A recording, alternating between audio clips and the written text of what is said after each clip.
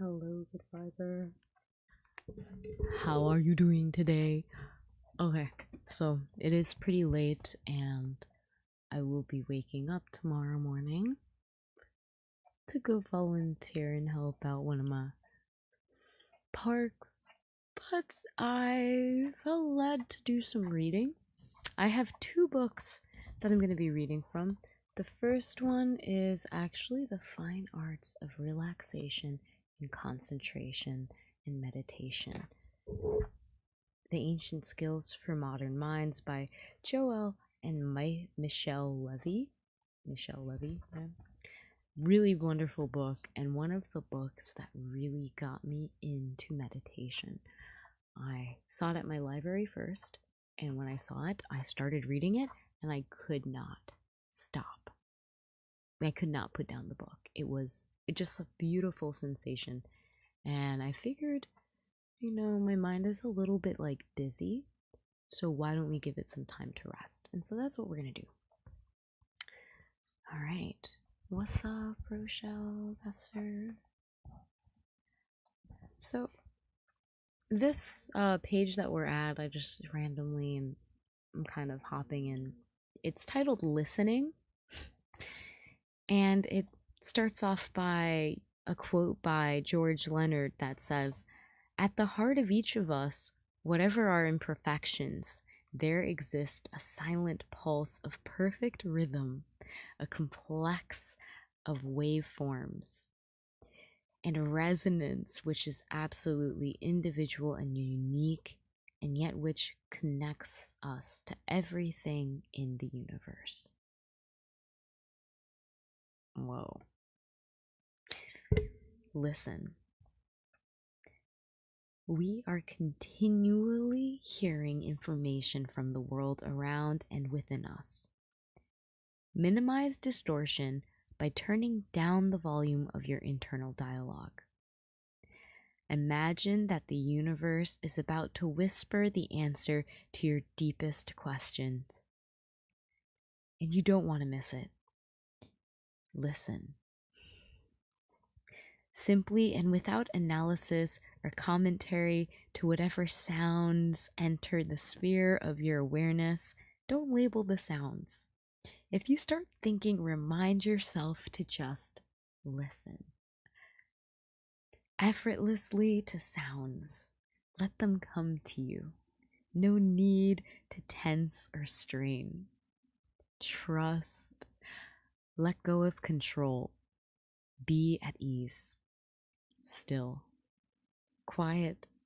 Receptive. Alert. Listen. Notice how sounds arise and fade away, melting into silence or into other sounds. Don't try to hold them. Allow them to flow. Listen. Where did the sounds go? Listen. Where did the sounds come from? Listen.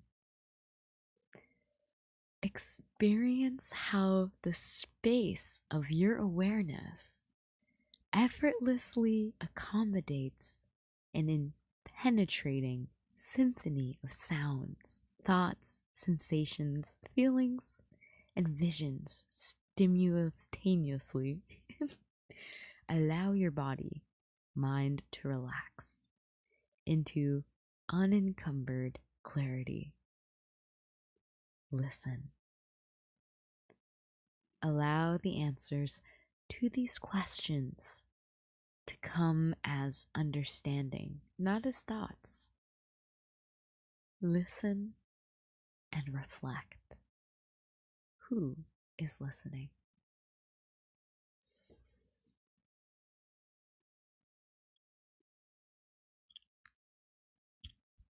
Wow. I love this book. A closing note on the beautiful little short excerpt is, the more and more you listen, the more and more you will hear. The more you hear, the more and more deeply you will understand. This is by Kintins Rinpoche, which I'm pretty sure I pronounced that name incorrectly, but that was our page from the Fine Arts of Relaxation, Concentration, and Meditation. I'm gonna just take a moment to put this book back and just absorb that.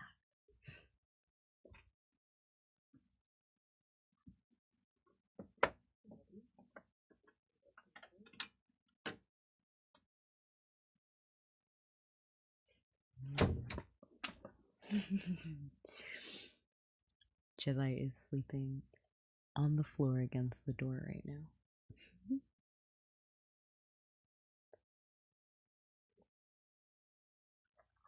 I got some mint leaves in my tea. And it's spearmint, so it's quite refreshing.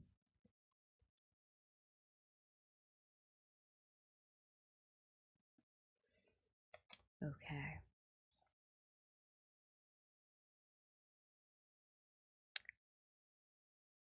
Whew. All right. So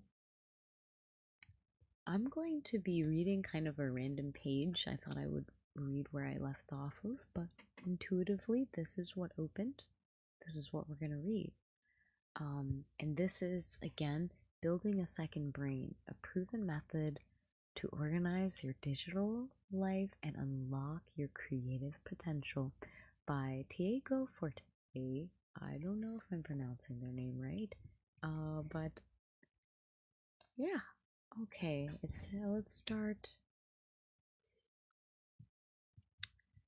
I guess we're going to be looking at the 3 most common mistakes of novice note takers. Here are a few guidelines to help you avoid common pitfalls as you embark on highlighting your own notes. Mistake number 1, over-highlighting. The biggest mistake people make when they start to distill their notes is that they highlight way too much. You may have to experience this pitfall in school, or highlighting paragraphs after paragraphs or entire pages of textbooks, in the vain hope that you'll automatically be able to remember everything in yellow for the test. When it comes to note-taking for work, less is more. You can capture entire books, articles with dozens of pages, or social media posts by the hundreds. No one will stop you, but you'll quickly learn that such volume will only create a lot more work later on when you have to figure out what that information all means. If you're going to capture everything, you might as well capture nothing. Remember that notes are not authoritative texts. You don't need to and shouldn't include every tiny detail. They are more like bookmarks, peeking out from the pages of a book on the shelf, signaling to you, hey, there's something interesting here. You will always be able to go back and review the full original source if needed. Your notes only solve the problem of rediscovering those sources when you need them. A helpful rule of thumb is that each layer of highlighting should include no more than 10 to 20% of the previous layer. If you save a series of excerpts from a book amounting to 500 words, the bolding second layer should include no more than 100 words, and highlighted third layer no more than 20. This isn't an exact science, but if you find yourself highlighting everything, this rule should give you pause. Mistake number 2, highlighting without a purpose in mind. The most common question I hear about progressive summarization is, when should I be doing this highlighting? The answer is that you should do it when you're getting ready to create something. Unlike capture and organize, which takes mere seconds, it takes time and efforts to distill your notes. If you try to do it with every note up front, you'll quickly be mired in hours of meticulous highlighting with no clear purpose in mind. You can't afford such a giant investment of time without knowing whether it will pay off. Instead, wait until you know how you'll put the note to use.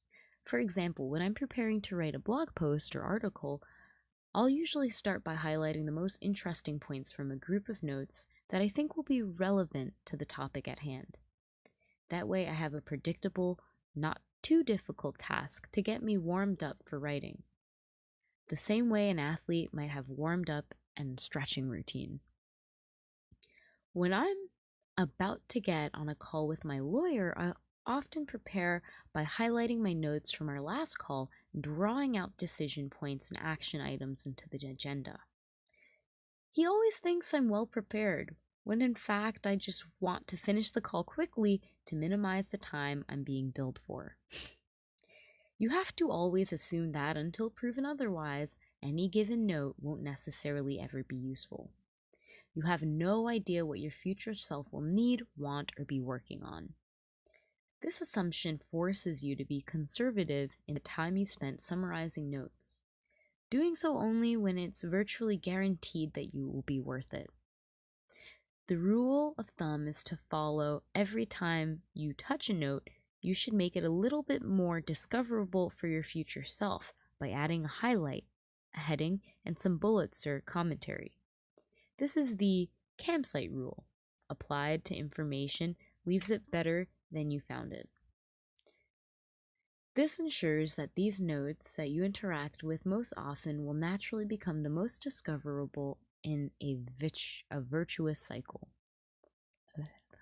Okay, that was number 2. Mistake number 3, making highlighting difficult. Don't worry about analyzing, interpreting, or categorizing each point to decide whether to highlight it.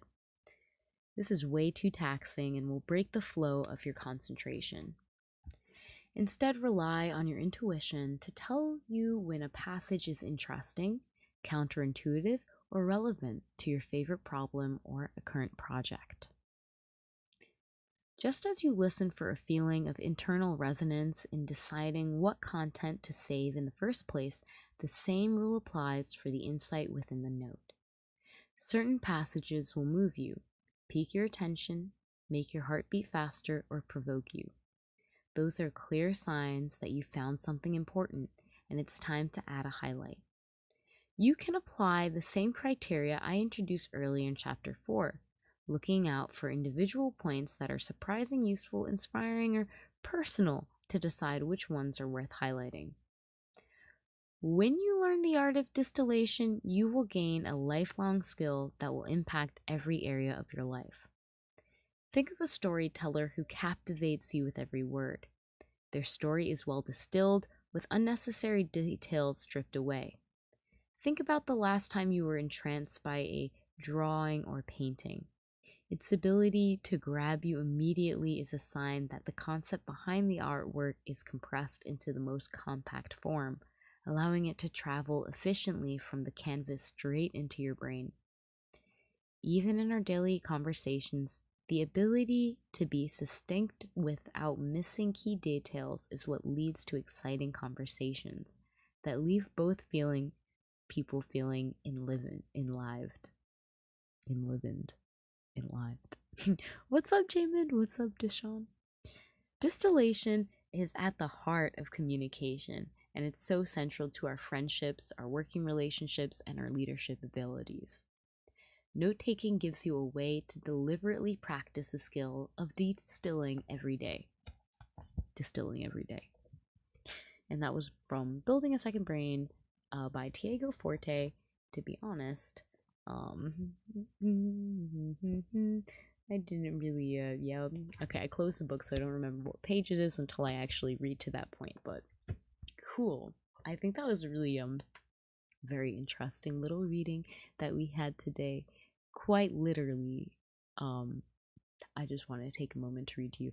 Jamin, bro, your video is coming soon. Just so you know, your reading, it's coming.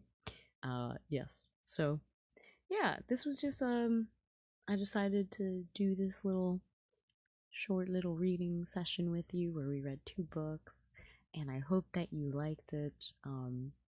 I quite enjoyed it. I think it was very nice. It got my mind to a nice relaxed state, and Yeah, I hope that you can apply some of what we read today. I think it's really fun. And if you have any books lying around that maybe you've read or haven't read yet, don't hesitate to just pick them off of the shelves, turn to a random page, and just read. See what stands out to you, because it's really cool. Words are powerful and it's wonderful. Yeah, with that being said, thank you so much again for joining. I appreciate you, and I hope you have a wonderful rest of your day. God bless you, fam, and see you in the next one.